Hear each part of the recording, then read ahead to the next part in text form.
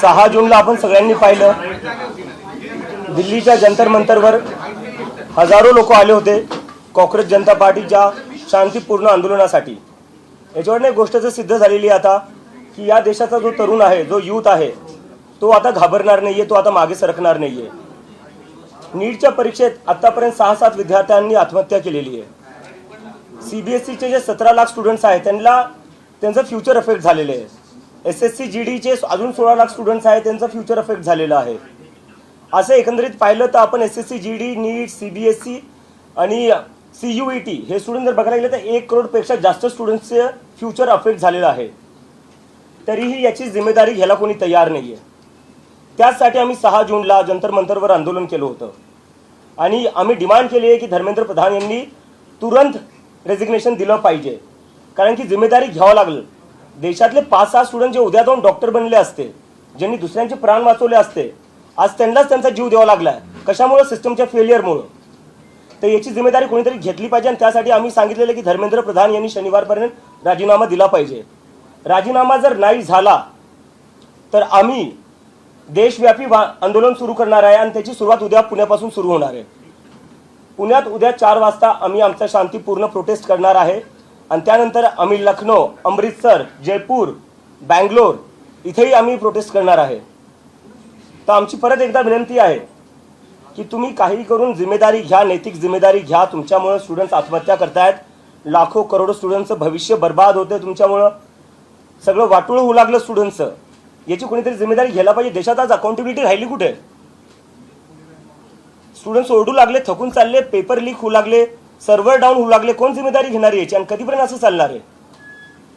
ते आमची परत एकदा मागणी आहे की धर्मेंद्र प्रधान यांनी त्वरित राजीनामा दिला पाहिजे आणि जर ते राजीनामा नाही देणार तर देशव्यापी आंदोलन होईल आणि त्यानंतर 20 तारखेला देशव्यापी सगळ्याच जागी मी स्वतः जाऊन प्रोटेस्ट करेल आणि तिथे जाऊन लोकांना आवाहन करेल की सगळ्यांनी दिल्लीला या। जर धर्मेंद्र प्रधान यांचा राजीनामा नाही झाला तर 20 तारखेला दिल्ली येथे सगळ्या देशातला तरुण येईल आणि धर्मेंद्र प्रधानचा राजीनामा घेतल्याशिवाय वापस जाणार नाही। धन्यवाद।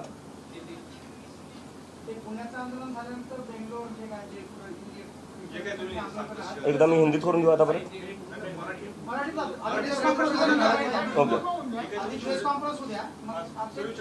इतर ठिकाणी तुमची जी आंदोलन आहेत आता पुण्यात झाल्यानंतर इतर ठिकाणचं कसं नियोजन आणि हे 20 तारखेचं जे आहे काही इतर शहरामध्ये झाल्यानंतर मग 20 तारखेला दिल्लीत होणार? बरोबर नाही, आमचं नियोजन चालू आहे। आम्ही जिकडे तिकडे आमच्या टीम्स आहेत, आम्ही कोऑर्डिनेट करतोय आणि पुढच्या काही दिवसात आम्ही तिकडे आंदोलन करणार आहे। आणि तुम्हाला काही कॉन्टॅक्ट आला का केंद्र मंत्र्याकडून किंवा मंत्रालयाकडून काही कॉन्टॅक्ट केला आहे? कॉन्टॅक्ट नाही, आम्हाला राजीनामा पाहिजे। कॉन्टॅक्टचं आम्ही काय करणार? नाही नाही नाही, डायलॉग एकच झाला, आमचे अकाउंट बंद केले, आमचे सोशल मीडिया हॅक केले। ते नसते केलं तर मला अमेरिकेवर नाही याची गरज पडली नसती।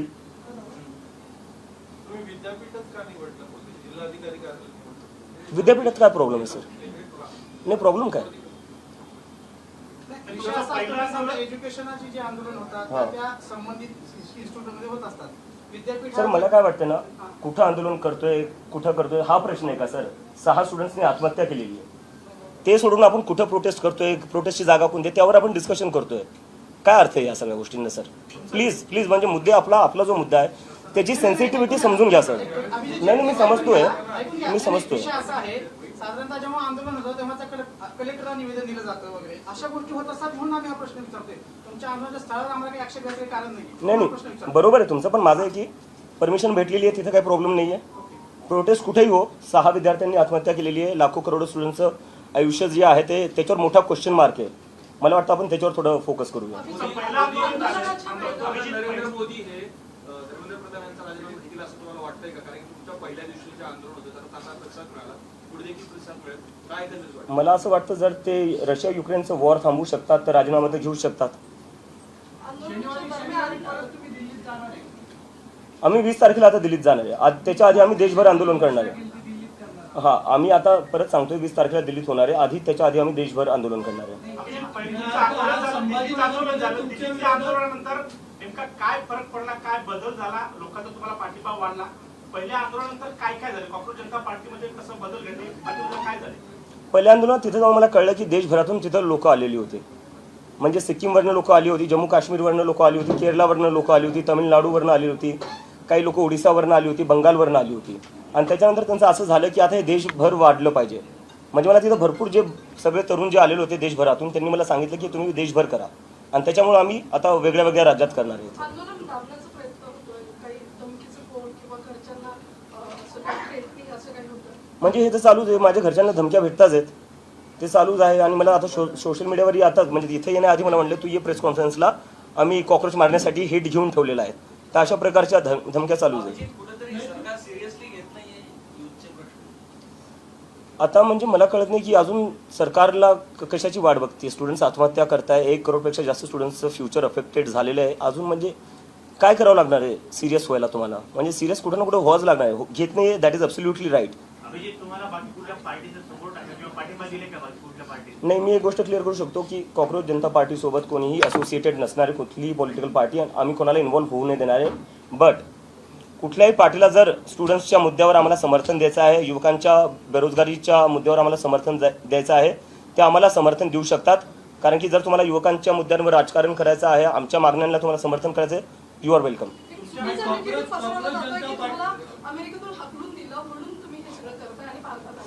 अमेरिकेतून मला हकलून दिलं असतं तर माझ्या हातात हातकडे असल्या असता बाबासाहेबांचं पुस्तक नाही.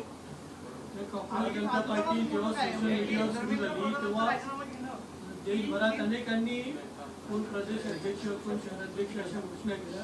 खरंच अशी काही नेमणूक केली का? आणि अशी काही नेमणूक नाही झाली, पण हे लोकांची एक्साइटमेंट आहे, त्यांचं ते एनर्जी आहे, पॅशन आहे, ते स्वतःहून काही ना काही करू बघायला बघतायत. So I really respect that passion. पण आम्ही लवकरच आमच्या फॉर्मल बॉडीज पण अनाऊन्स करू. तुम्ही आता विद्यार्थ्यांच्या प्रश्न लढताय, या प्रश्नात तुम्हाला यश मिळाल्यानंतर ना पुढचे काही मुद्दे असणार आहेत का? सर, आधी हा प्रश्न सुटला तर आपण पुढच्या प्रश्नावर जाऊ. पुण्यामध्ये तुम्ही आंदोलन करत असताना म्हणजे धर्मेंद्र प्रधानांचा राजीनामा घेणं की नीट पेपर फुटीची जी यंत्रणा सगळी कोलॅप्स झालेली आहे त्याच्यामध्ये कायमस्वरूपी बदल घडवून आणणं, सरकारनं परत परीक्षा घेतली आणि परीक्षा घेताना सांगितलं की आम्ही सीसीटीव्ही बसवू, सगळ्या केंद्रांवरती हवाई गस्त जे आहे ते घालू. नक्की बदल कशामध्ये होईल असं तुला वाटतं की धर्मेंद्र प्रधानांचा राजीनामा घेऊन हा प्रश्न सुटणार आहे? मला असं म्हणायचं आहे, बघा आपण म्हणजे सगळे असं विचार करतोय की एका राजीनाम्याने सिस्टम बदलणार नाही, ठीक आहे, मलाही मान्य आहे. पण मला असं वाटतं जर राजीनामा तुम्ही घेत नाहीये याचा अर्थ तुम्ही तुमची चूक मानत नाहीये. जोपर्यंत तुम्ही चूक मानणार नाही तोपर्यंत गोष्टी तुम्ही ठीक कसं करणार? काही खराब झाले ते आपल्याला आधी ॲडमिट तर करावं लागेल ना, एक्सेप्ट तर करावं लागेल काही खराब होत आहे. जर आपण एक्सेप्टच करायला तयार नाही की सिस्टम खराब आहे, जर आपण रिस्पॉन्सिबिलिटीज घ्यायला तयार नाही की सिस्टम खराब आहे, तर सिस्टम मग ठीक कसं करणार? राजीनामा is the first step towards that. तुमच्या आंदोलनावर असा आरोप होतो की नॉन ऑर्गॅनिक आहे आणि त्याची तुलना कुठेतरी अण्णा हजारेंच्या आंदोलनाशी होते. त्यावर तुमची काय प्रतिक्रिया आहे? दिल्लीत मी अमेरिकेवरनं आलो, मी तसं स्टेजवर गेलो, म्हणजे तिथं तर स्टेजही नव्हता खरं सांगायला गेलं तर. सगळे लोक स्वतःहून आले होते, काय पैसे देऊन आणलेले नव्हते, तुम्ही पाहिलं असेल. मी कुठून काय करणार आहे? मी तर स्वतः एक स्टुडंट होतो अमेरिकेत. तर हे सगळे जे आहे ना म्हणजे डिस्ट्रॅक्ट करायच्या गोष्टी चालू आहे. मला वाटते जे लोक असे आरोप लावत आहेत त्यापेक्षा जर तुम्ही खरंच जर स्टुडंट्सचे प्रॉब्लेम सॉल्व्ह केले असते, नीट पेपर फुटी जी झाली त्याच्यावर थोडं लक्ष दिलं असतं, CBSE जे झालं त्याच्यावर लक्ष दिलं असतं, तर आम्हाला हे सगळं करायची गरजच पडली नसती. दिल्लीमध्ये आंदोलन करताना तुम्हाला देशातल्या इतर अनेकांनी पाठिंबा दिला, ते तुमच्यासोबत आलेले होते. पुण्यामध्ये आंदोलन करताना असे पुण्यातले कोणते घटक आहेत, कोण व्यक्ती आहेत की तुमच्या आंदोलनाला तुम्हाला सपोर्ट देण्यासाठी आलेले आहेत? आता हे आंदोलनाचं आयोजन करताना तुम्ही कोणासोबत कोऑर्डिनेट करतात, कोणाशी चर्चा करतात?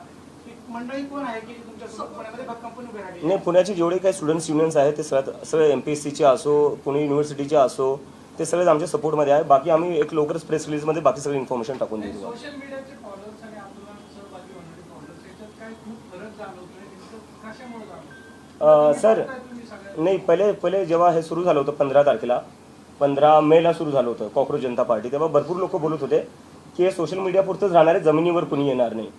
आपण 6 जूनला पाहिलं जमिनीवर काय झालं, पूर्ण जंतर मंतर भरलेलं होतं. तर याच्यात कोणी मिसअंडरस्टँडिंगमध्ये राहू नये की हे आंदोलन जमिनीवर चालणार नाही. मला वाटते 6 तारखेला तरुणांनी दाखवून दिलं. आणि आता सगळ्यांच्या माध्यमातून तुमच्या सगळ्यांच्या माध्यमातून मला सगळे जेवढे पेरेंट्स आहे, आई वडील आहेत, त्यांना अपील करायची आहे. मला माहिती तुम्हाला भीती वाटत असेल जेव्हा तुम्ही तुमचे लेकरं राजकारणावर काय बोलत असेल किंवा सरकारला जाब विचारत असतील. माझ्या आईला भीती वाटते. माझी आई तर म्हणजे मी USAला जेव्हा 2 वर्ष आधी गेलो होतो थोडी रडली नव्हती जेवढी मी वापस येताना रडली. आणि ती मला म्हणते तू वापस येऊ नको, हे तुला अटक करतील किंवा दुसरं काही करेल, तुझ्यावर हल्ला होईल. पण मी तिला म्हणलं यावं लागेल, कोणाला ना कोणातरी बोलावं लागेल. तर माझे जेवढे आईवडील हे बघता त्यांना सांगतोय तुमच्या लेकरांना बोलण्यापासून थांबू नका. जोपर्यंत मी एकटा बोलत राहील तोपर्यंत असू शकतं हे मला एकट्याला आवाज दाबायचा प्रयत्न करतील, पण जेव्हा लाखो करोडो स्टुडंट्स सोबत बोलतील ना तेव्हा यांची हिंमत होणार नाही कोणाचा आवाज दाबायला. आणि जेलमध्ये जर कोणाला टाकायचं तर मी जेलमध्ये जायला तयार आहे, तुमच्या लेकरांना जेलमध्ये जाऊ नाही देणार, मी त्याची जबाबदारी घेईल. पण तुमच्या लेकरांना तुम्ही बोलण्यापासून थांबू नका. अभिजित आता अमेरिकेतच आलेला आहे, परत जाणार आहे का आता भारतात? नाही आता इथंच सर, म्हणजे आता बॅक फॉर गुड. उद्या किती सपोर्ट एक्सपेक्टेड आहे, किती लोकांचं? उद्या हजारोमध्ये परत होईल. मला तर वाटतं जंतर मंतरपेक्षा मोठा होऊ शकतो. तुमच्या आंदोलनावर टीका होती, आंदोलनावर टेररिस्टची मदत घेतली जाते इथपर्यंत. कशाची आतंकवाद्यांची मदत घेतली जाते. आज पत्र देखील संभाजीनगरमध्ये पोलीस, मुंबईतल्या एका माणसांनी पत्र देखील लिहिलं पोलिसांना. तर दिल्ली पोलिसने एका आतंकवाद्याला परमिशन दिली असं म्हणायचं तुम्हाला? पुणे पोलिसने एका आतंकवाद्याला परमिशन दिली असं म्हणायचंय? एक minute sir, I am answering sir please. ठीक आहे, लिगली करतो आम्ही, म्हणजे बेस काय याच्यात? आणि चला ठीक आहे, हे एकदा मी अज्युमी करतो.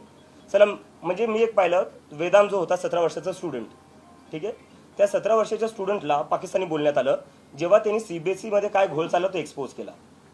तर तुम्ही मला पाकिस्तानी म्हणताय, जो 17 वर्षाचा CBSE स्टुडंट आहे त्याला पाकिस्तानी म्हणताय. तुमच्यासारखे जे पत्रकार आहे, जे सरकारला प्रश्न विचारतात ते त्यांना पाकिस्तानी बोलल्या जातं. तर मग या देशात भारतीय राहिलो कोण? फक्त भाजपाले आणि त्यांचा IT सेल, आणि आम्ही सगळे बाकी पाकिस्तानी झालो. काय अर्थ आहे याला? एकदम ऑफेंड होऊ नका, आम्ही चांगल्यासाठीच तुम्हाला प्रश्न विचारतोय. तर आता तुमच्याकडे आता तुम्ही युथ आहात, तुम्ही भारताचे भविष्य, पण तुम्ही फक्त ह्या धर्मेंद्र प्रधानच्या याच्याबद्दल बोलताय, पण तुमच्याकडे तुमची काय मॉडेल्स ऑपरेटिंग, पुढे भविष्यासाठी तुमचे काय प्लॅन्स ते बिलकुलच सांगत नाही सर. 15 दिवस झालेत सुरू होऊन, 15 दिवस झाले सर. युथनी भारताला हेच मिळवून दिलं, इंडिपेंडन्स. किती वर्ष लागले होते सर? 3 वर्षाचं नाही, त्यांनी ते लढले म्हणून भेटले. हो, पण किती वर्ष? ठीक आहे ना. आम्हाला 15 दिवस झाले सुरू होऊन. अभिजित, तुम्ही मध्ये की आता तुम्ही इकडे थांबणार आहात, जाणार नाही. Yes. तुम्ही अमेरिकेत नेमकं कशासाठी होता? नोकरी होती, शिक्षण होतं, ते संपलं का? आणि त्यानंतर आता भारतात येऊन परत कायमस्वरूपी राहणार तर काय प्लॅन आहे? माझं मास्टर्स चालू होतं, मी मास्टर्ससाठी गेलो होतो आणि आता मी जॉबसाठीच अप्लाय करत होतो. हे 15 दिवसाआधी माझं म्हणजे हे होतं की अमेरिकेत मी बेटर ऑपॉर्च्युनिटीसाठी गेलो होतो, तिथं सेटल व्हायचं होतं आणि जॉब्स अप्लाय पण करत होतो. आणि जेव्हा हे सगळं झालं, थोडं माझं आर्टिकल्स आले इंटरनॅशनल मीडियामध्ये पण, त्यानंतर मला जॉब्सची ऑफर पण भेटल्या. पण बरेचसे कॉक्रोच जनता पार्टीचे कॉक्रोचेस होते, ते सारखे म्हणत होते आपल्याला हे आंदोलन पुढे घेऊन जायचं आहे, आता आपल्याला हे सोशल मीडियापुरतं लिमिटेड नाही ठेवायचं आहे. त्यामुळं मग मी कुठं ना कुठं मला एक रिस्पॉन्सिबिलिटी होती माझ्यावर, मी सुरू केलेलं, त्यामुळं की मला कुठं ना कुठे देशात वापस यावं लागेल. आणि त्यामुळे मी आता इथं आलो आहे. भीती होती येताना? हां, एक भीती होती कॉक्रोच जनता पार्टीची आता राजकीय स्थापना झाली का? काय झालं पुढे? काय नाही, ही एक मुवमेंट आहे सर, ही एक मुवमेंट आहे. आणि मी परत तुमच्या सगळ्यांना रिक्वेस्ट करतो, मी ऑफेंड नाही होते सर, मी रिक्वेस्ट करतो कारण की 15 दिवस झाले. 15 दिवसात तुम्ही कसं काय आमच्याकडून अपेक्षा करू शकता की आमच्याकडे सगळेच प्रश्नांची उत्तरं असू शकतात किंवा आमच्याकडे पूर्ण सिस्टम तयार असू शकतं? नाही, नक्की करू सर. पण दुसरा प्रश्न असा येस, अमेरिकेतून राहून आलेत आम्ही, अनेकदा बघतो अमेरिकन असं बोलतात आपल्या देशाबद्दल, वेगवेगळे असे चर्चा होतात. खरंच अमेरिकन काय विचार करतात भारतीयांबद्दल? नाही तसा तर म्हणजे नेमकं विचारायचं काय? चर्चा भारताबद्दल नाही, भारताबद्दल चर्चा होती कारण की जर अमेरिकेत बघायला गेलं, अमेरिकेची जी IT, खूप चांगला प्रश्न विचारला, याच्यावरून मला आठवलं.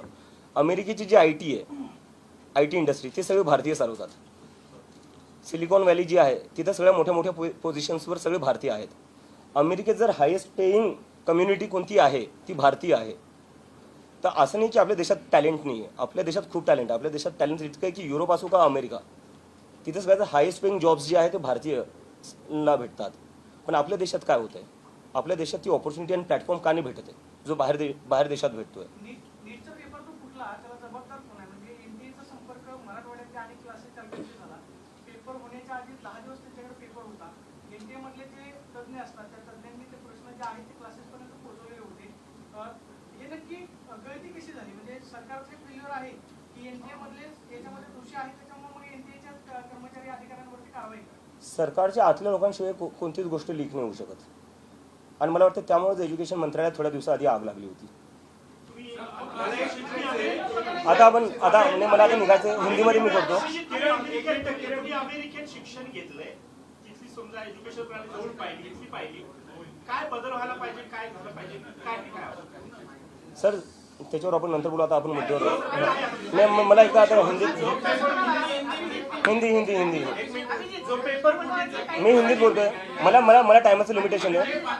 6 तारीख को दिल्ली के जंतर मंतर पर आंदोलन हुआ था। हम सबने देखा दिल्ली के जंतर मंतर पर किस तरह से हमारे शांतिपूर्ण आंदोलन को समर्थन मिला, पूरा जंतर मंतर भर गया था। इससे ये साबित होता है कि इस देश का युवा अब इस सरकार से डरता नहीं, वो सवाल करेगा। और हम आज फिर से रिक्वेस्ट करते हैं एजुकेशन मिनिस्टर धर्मेंद्र प्रधान से, वो रिजाइन कर दे। अगर वो रिजाइन नहीं करते हैं तो अब हम देश भर आंदोलन करने जा रहे हैं, जिसकी शुरुआत कल पुणे से हो रही है।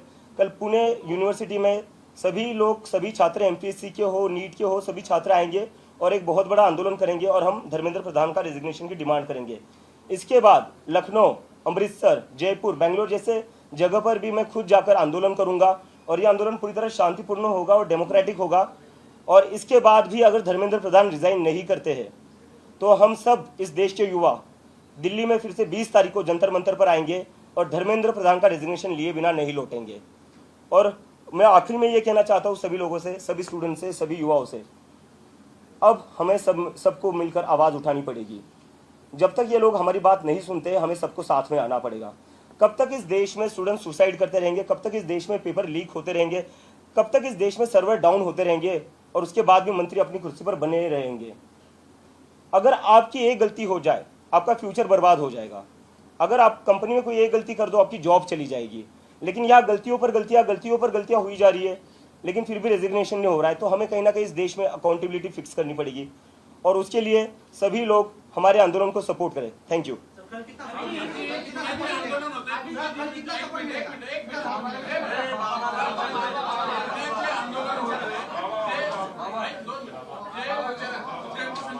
मुलं आहेत, आम्हाला माहिती आहे, नेहमी संपर्कात असतात, ते कुठल्या तरी चळवळीशी संबंधित आहेत, कुठल्या तरी विद्यार्थी चळवळ असेल किंवा धार्मिक संघटना असेल किंवा राजकीय पक्ष असेल किंवा जातीय पक्ष।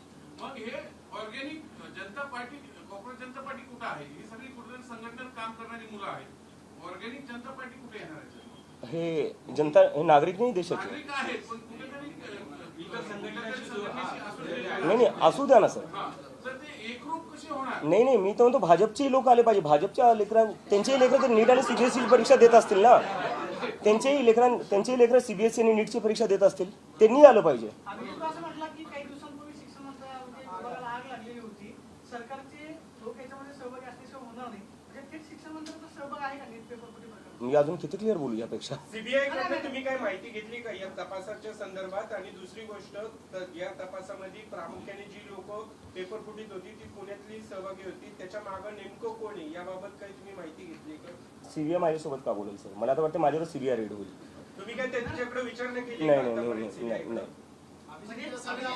आग लावली कारण तुम्ही जी भूमिका मांडताय, ज्या प्रमुख पद्धतीने त्या पद्धतीने विरोधी पक्षाने पण मांडतात। मला वाटतं विरोधी पक्ष मांडतोय, पण मीडियाने आपल्यासोबत हा म्हणजे स्वतःला प्रश्न विचारला पाहिजे, ते दाखवत का नाहीये? तुमचं मानतोय तर त्यांचं काय मांडणार? नाही। तुमचं मानतोय तर त्यांचं मांडणार. असं का बोलता तुम्ही? Next question. Next question. परंतु तुम्ही असं काही पत्रव्यवहार वगैरे करत नाही, कम्युनिकेशन करत नाही, फक्त ग्राउंडवरती आंदोलन करताय, असं काही करणार आहे? मेल वगैरे कम्युनिकेशन करणार आहे त्यांच्याबरोबर? कारण तुमच्याकडून एक हात पुढे केल्याशिवाय त्यांच्याकडनं कम्युनिकेशन होणार नाही। सर, आंदोलन हा आमचा पहिला स्टेप आहे। ते आहे तुमचा तो अधिकार आहे, परंतु काही कम्युनिकेशन करणार आहे त्याच्याबरोबर? सर, मला वाटतं त्यांना बातम्या वाचतच असतील ते, बरोबर? एवढे म्हणजे हजारो तरुण जंतर मंतरवर येत आहेत तरी ते ऐकायला तयार नाही। तुम्हाला वाटतं ते माझ्या एका ईमेलवर राजीनामा देतील? आम्ही झुरळ हा एक उपद्रवी कीटक समजला जातो, रोगराई पसरवणारा कीटक समजला जातो, त्याच्याकडे केळसवाड्या नजरेनं बघितलं जातं। तुमच्या पार्टीला गांभीर्याने का घ्यावं जनतेने? झुरळ कुठं असतात सर? गटारात, हां, घाणीत, बरोबर? तर मग याचा अर्थ आपलं देशातलं सिस्टम जे आहे ते घाण झालंय, त्याच्यामुळे झुरळ बाहेर येत आहेत। कुठं ना कुठं हा प्रश्न पण विचारला गेला पाहिजे। पण आजच सिस्टम खराब Next. झाली का? देशाची सिस्टम आजच खराब झाली का? हां, देशाची सिस्टम आताच खराब झाली का? नाही, आताच खराब नाही झाली आहे। आताच का बाहेर? आता ते ट्रिगर पॉइंट होता, ज्यांनी हे शब्द वापरले आपण त्यांना हा प्रश्न विचारावा। अभिजीत, सुप्रीम कोर्ट के फॉर्मर जज मार्केटिंग राजू ने सीजेपी समर्थकों को छोड़ने को बोला, तो बोला इसके करो पार्टी ज्वाइन करो। मुझे लगता है देश एक डेमोक्रेटिक कंट्री है, जिसको जो पार्टी शुरू करना चाहता है कर सकता है, उसमें कोई रोक नहीं होनी चाहिए। आगे जाके आपको कॉर्पोरेट जनता पार्टी कल जंतर मंतर से ज़्यादा सपोर्ट होगा। आगे जाके राजनीति में 2029 के लोकसभा चुनाव के पहले कॉर्पोरेट जनता पार्टी देखने को मिलेगी। सर, मैं कह रहा हूँ 15 ही दिन हुए हम लोगों को शुरू करके। सर, ये सोशल मीडिया तक ही सीमित रहेगा? हाँ नहीं नहीं सोशल मीडिया तक तो सीमित नहीं रहेगा सर, इतना मैं आपको गारंटी।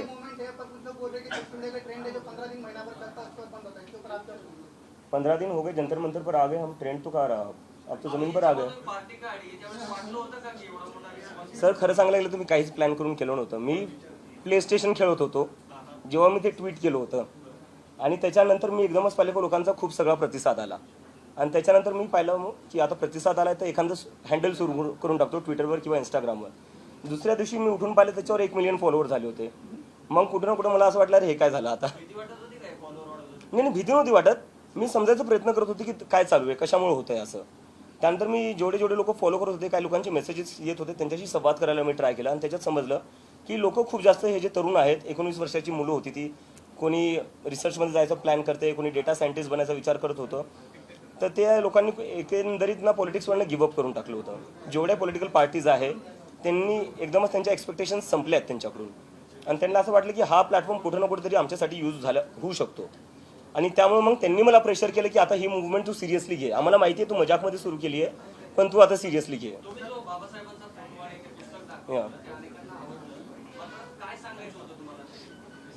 त्याच्याने मला हे सांगायचं होतं, ही जी मुवमेंट आहे ती संविधानाच्या हद्दीत राहूनच चालेल आणि संविधानाचं पालन करूनच चालेल.